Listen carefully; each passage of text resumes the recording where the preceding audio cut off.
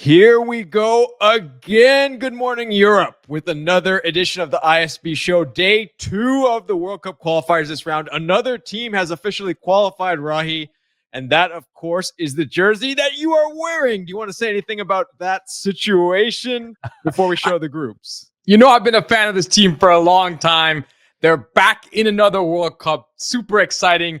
A little phrase I learned, Zovi, Samozovi, Svice, Sokolovi, Zateživo, Dati. Let's go, Croatia. Back in the World Cup and did it with style, my friend.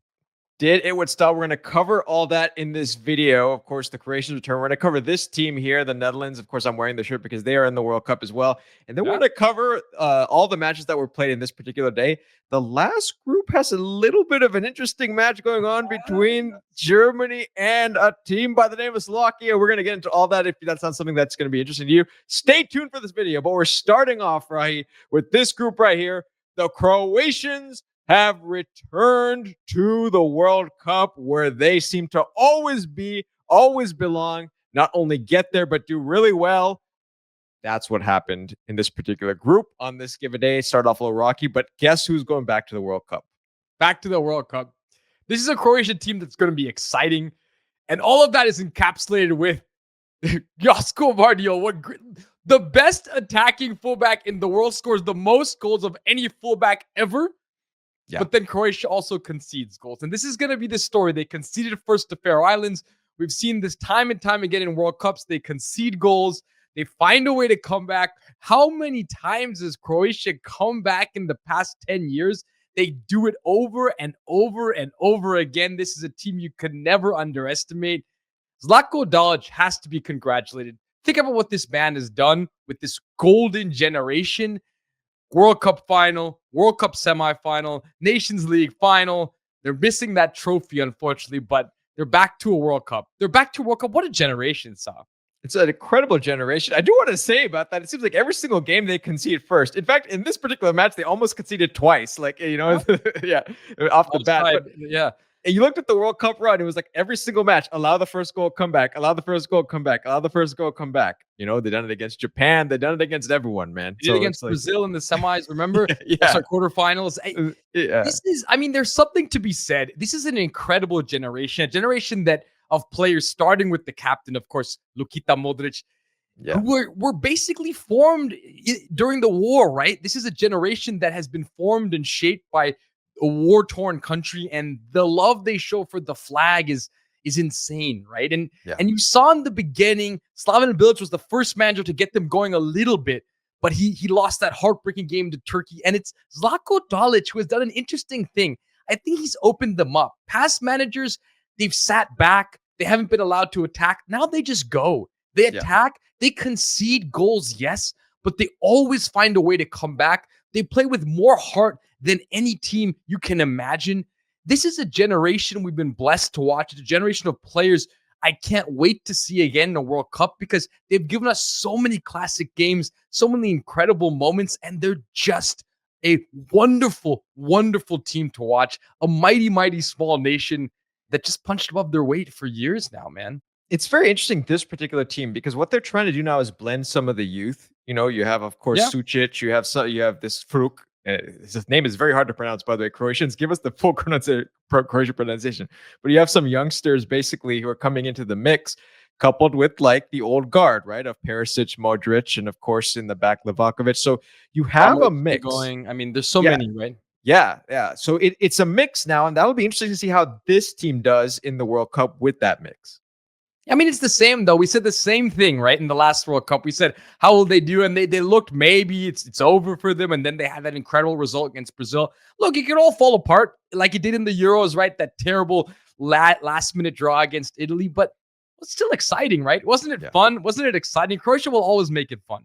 Always make it fun. And I think they've done a good job this time of inserting that youth throughout the qualification campaign leading up to the World Cup. So I think by the time it comes to World Cup, these youngsters will be ready, and they'll be full on ready to give it another run. Before we move on from this group, Rahi, did you want to say anything else about Croatia before we move? Well, no, we're obviously going to congratulations.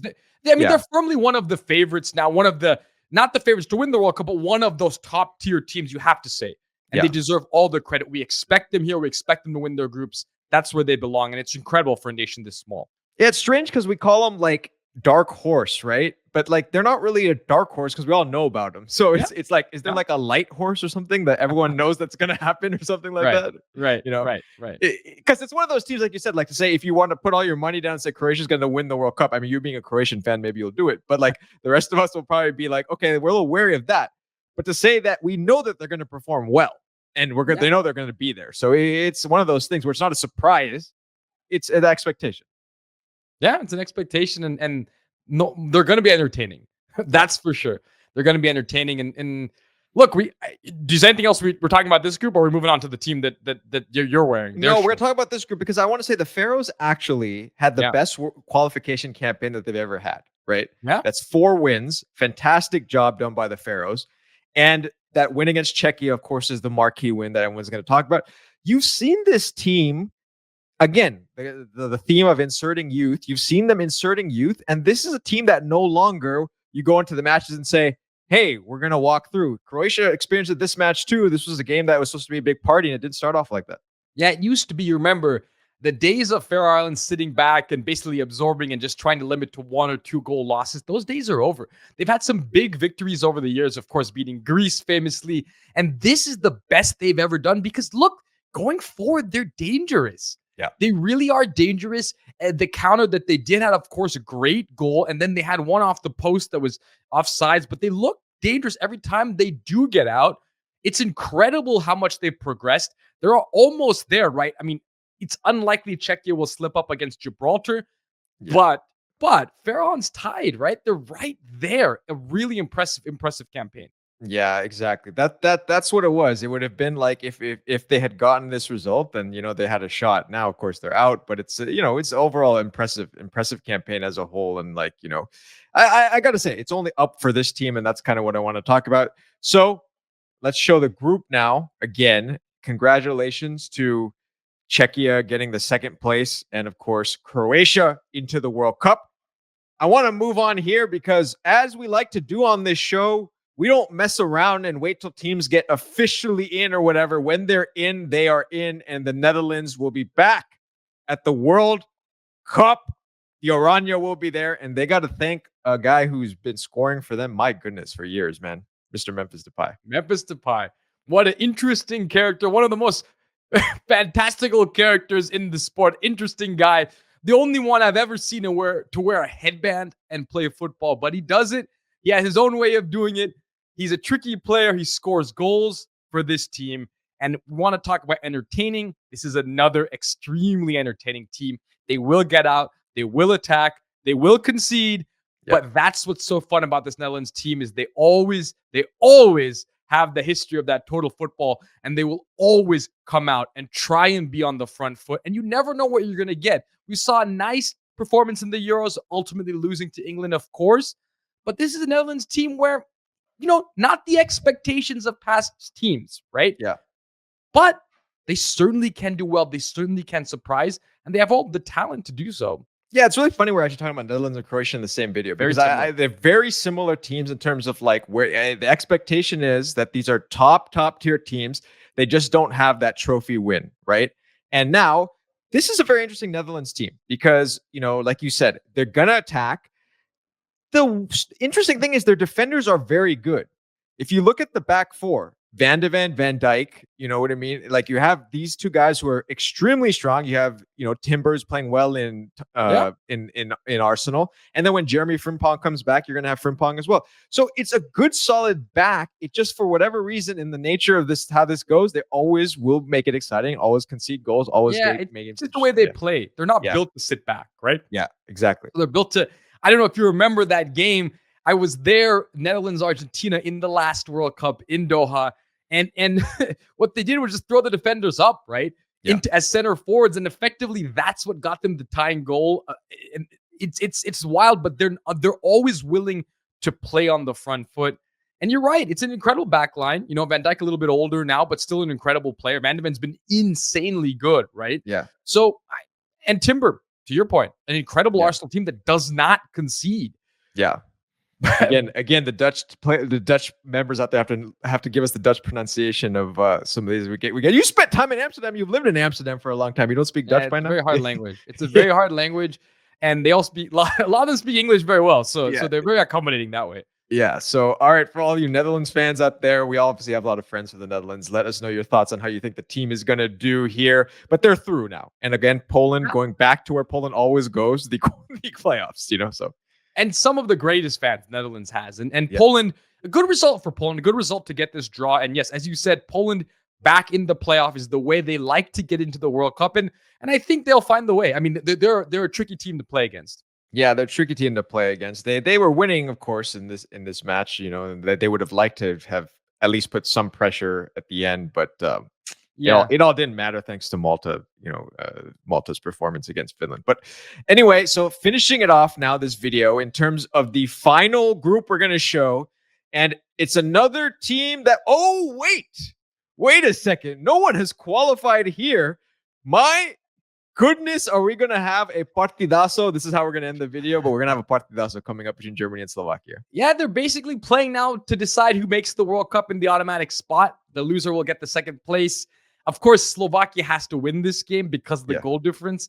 But hey, they beat Germany once before already. Can they do it again? It was dicey for both teams. Germany scoreless for a long time until Voltemeda, of course, makes the difference twice.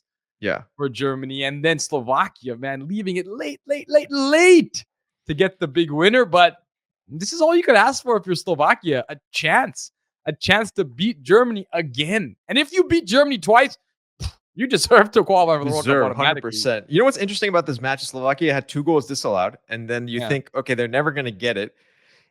Why it was really important was not so much they were gonna have to beat Germany anyway, so a draw would have kept it that way. The problem they would have potentially run into is they may have been eliminated because Northern Ireland could have got the second spot.